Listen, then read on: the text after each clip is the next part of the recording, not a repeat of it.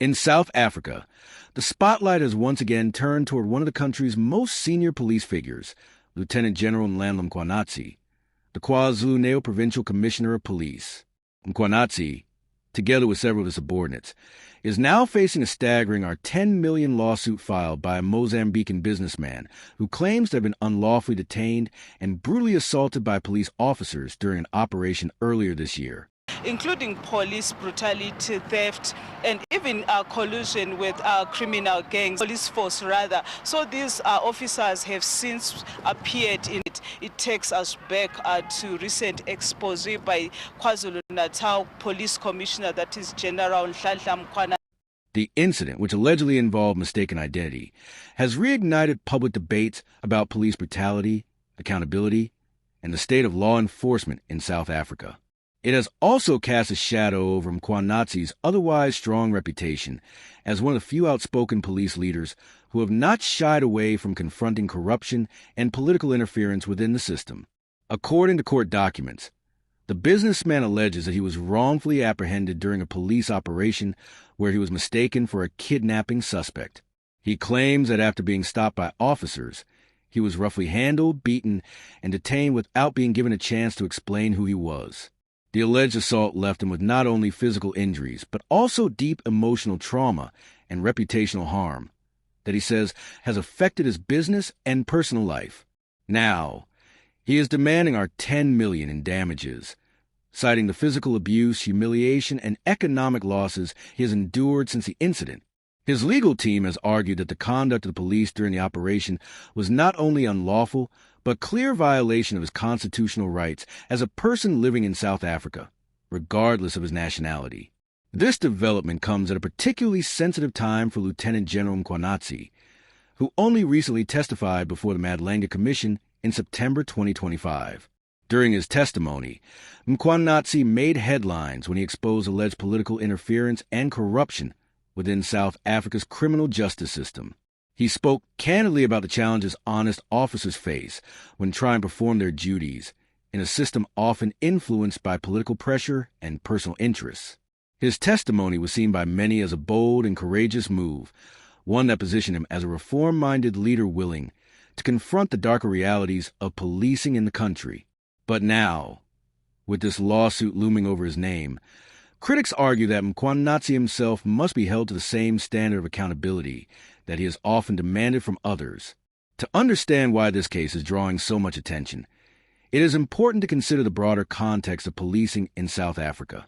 For years, the South African Police Service, SAPS, has battled accusations of corruption, brutality, and human rights violations. Public trust in the police has steadily declined, as numerous cases have surfaced involving unlawful arrests, torture, and even deaths in police custody. Despite attempts at reform, including better training and stronger oversight mechanisms, many communities still complain of heavy-handed tactics and a culture of impunity among certain officers.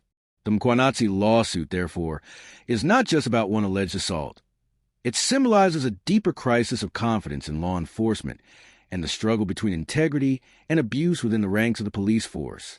For those familiar with Mkhwanazi's career, the allegations come as a surprise.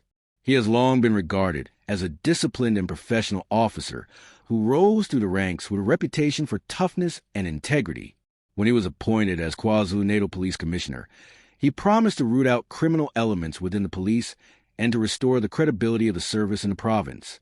Over the years, he has been involved in several major policing operations, including crackdowns on organized crime, taxi violence, and politically motivated killings in KwaZulu-Natal. His leadership style has often been described as firm but fair, earning him both admirers and critics within the SAPS. However, as many analysts have pointed out, leadership in the police service does not necessarily shield one from the institutional flaws that have long plagued the organization. Even the most honest officers can find themselves entangled in controversies when subordinates act outside the law. In this case, it remains unclear whether Mkhwanazi personally authorized the operation that led to the businessman's alleged assault, or if he was simply named in the lawsuit as the overall commanding officer of the province. What is clear, though, is that the case has opened a serious legal and moral debate about command responsibility and the limits of accountability within the SAPS hierarchy. The businessman's account of his ordeal paints a chilling picture of what appears to have been an operation gone terribly wrong. He claims that police officers forced him out of his vehicle, handcuffed him, and assaulted him while accusing him of being involved in a kidnapping case he knew nothing about. Despite his protests of innocence and his attempts to show identification, the officers allegedly continued their aggression. Only after further investigation did they realize that he was not the suspect they were looking for. By then, the damage had already been done, both physically and emotionally. He has since stated that he lives in fear of law enforcement officers and suffers from recurring nightmares about the incident. Human rights organizations have since called for an independent investigation into the matter. They argue that cases like this reflect a systemic problem within the police service where excessive force is often used without proper accountability. The Independent Police Investigative Directorate, IPID, is expected to monitor the proceedings closely, especially as it involves one of the country's most senior police officials. Meanwhile, the SAPS has not yet released an official statement addressing the specific claims, but has indicated that the matter will be dealt with through proper legal channels. Political observers say this lawsuit could have broader implications for both Mkhwanazi's career and the public image of the SAPS. If the court finds that there was wrongdoing, it could severely damage his credibility, especially given his recent anti-corruption stance. On the other hand, if he and his officers are clear of the allegations, it might strengthen his image as a leader who faces challenges head-on and allows the law to take its course. Either way, the case has already drawn nationwide attention and reignited a conversation about the need for reform within South Africa's policing system. At a deeper level, this case also exposes the difficult balance between effective law enforcement and respect for human rights. Policing is an incredibly complex task in a country grappling with high crime rates, social inequality, and public distrust of institutions. Officers are often under immense pressure to deliver results, sometimes leading to mistakes or excessive use of force. Yet, as many experts have pointed out, the duty of law enforcement is not only to enforce the law, but also to uphold it in both spirit and practice. When that boundary is crossed, even unintentionally, it erodes the very foundation of justice that the police are meant to protect. As the court proceedings continue, many South Africans will be watching closely to see how the justice system handles this matter.